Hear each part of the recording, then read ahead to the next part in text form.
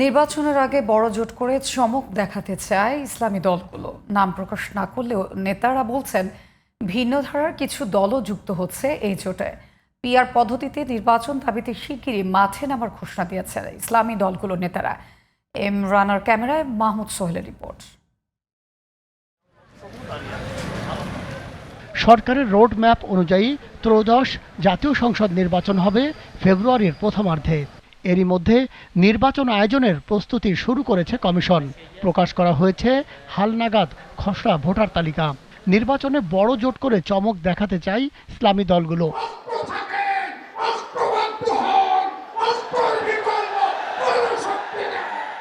ইসলামী দলগুলোর নেতারা বলছেন গত ৫৪ বছরে জন আকাঙ্ক্ষা পূরণ করতে পারেনি ক্ষমতাসীনরা।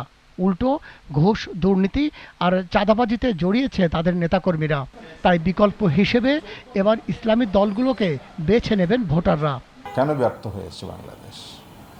কেন এবার সুযোগ তৈরি হয়েছে? ব্যর্থতার কারণ হলো সততার অভাব। আমাদের অন্য কোনো অভাব ছিল না। যখন যেই দলে ক্ষমতা বিগত দিনে গিয়েছে সবাই কারাপ্টেড ছিল, দুর্নীতিতে জড়িয়ে গেছে। গ্রামে গঞ্জে মফস্বলে আমরা যতটুকু বিচরণ করি ওই একই আওয়াজ, যে আসুন আপনারা ইসলামী দলগুলো এক জায়গায় আসেন, আমরা আমাদের মনের মতো প্রার্থীকে বাছাই করি বা আমাদের ভোট অধিকার প্রয়োগ করি। মাসলাক, মাযহাব, ইখতিলাফ এটা যার যার জায়গায় থাকবে। শুধু আমরা বৃহত্তর একটা স্বার্থে আমরা সকলকেই আমরা এখানে নির্বাচনে সমঝোতায় আমরা আনার চেষ্টা করব। ইসলামী জোট ক্ষমতায় আসলে বাংলাদেশ আফগানিস্তান হয়ে যাবে এমন গুঞ্জনকে চক্রান্ত হিসেবে দেখছেন তারা। বলছেন দুর্নীতিবাজরা চায় না ইসলামী আদর্শের কেউ ক্ষমতায় আসুক।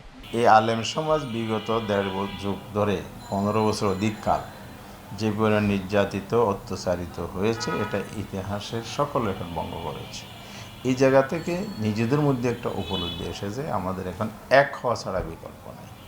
কৌশলগত কারণে আমরা এই জোট বা সমঝোতার ডিক্লারেশন করছি না, আমরা আরও অবজার্ভ করতেছি, আরও দেখব।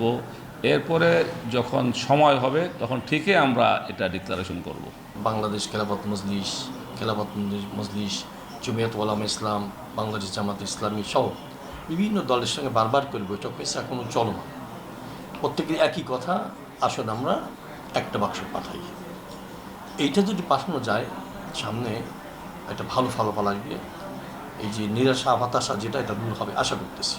সুষ্ঠু ও নিরপেক্ষ নির্বাচনের জন্য অচিরেই পিআর পদ্ধতির দাবিতে মাঠে নামার ঘোষণা দিয়েছেন ইসলামী দলের নেতারা। ৮ সালের থেকে বলে আসতেছি PR system. Mahmud Sohel, GTV news, Dhaka.